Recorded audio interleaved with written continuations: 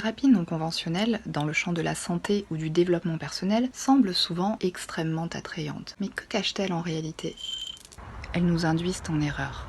Les témoignages que vous allez voir sont de vrais faux témoignages. Chaque fois, ceux-ci sont suivis d'un debunk. Bonjour, je m'appelle Anthony et mon médecin pratique la médecine holistique.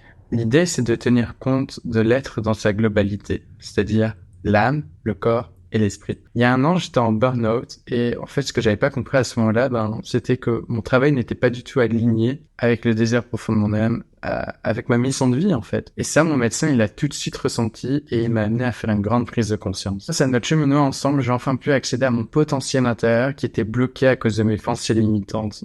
Et du coup, on se voit toutes les semaines afin de travailler sur mes blocages énergétiques et afin que je puisse devenir la meilleure version de moi-même. D'ailleurs, il m'a découvert des facultés de guérison. J'arrive à voir les blessures karmiques. Et alors, j'ai fait un acte de foi et j'ai ouvert mon propre cabinet énergétique où je peux, moi aussi, enfin contribuer à éveiller les consciences. Il n'y a vraiment pas de hasard.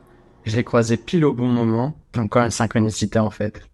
Il est en effet primordial de considérer l'individu dans sa globalité. Cependant, pas besoin de faire appel à la médecine holistique. La médecine classique, tout comme les thérapies qui s'inscrivent dans une perspective scientifique, tient déjà compte de cette globalité en s'appuyant sur un modèle, le modèle biopsychosocial.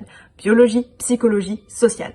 Certains thérapeutes ou coachs de développement personnel introduisent dans leur pratique des propositions de soins liées à la spiritualité, qui n'ont pourtant jamais prouvé leur efficacité quand on a essayé de les tester. Ils s'inscrivent dans une idéologie de type New Age qui surresponsabilise l'individu, en l'appelant à devenir une meilleure version de lui-même. Tout est entre ses mains.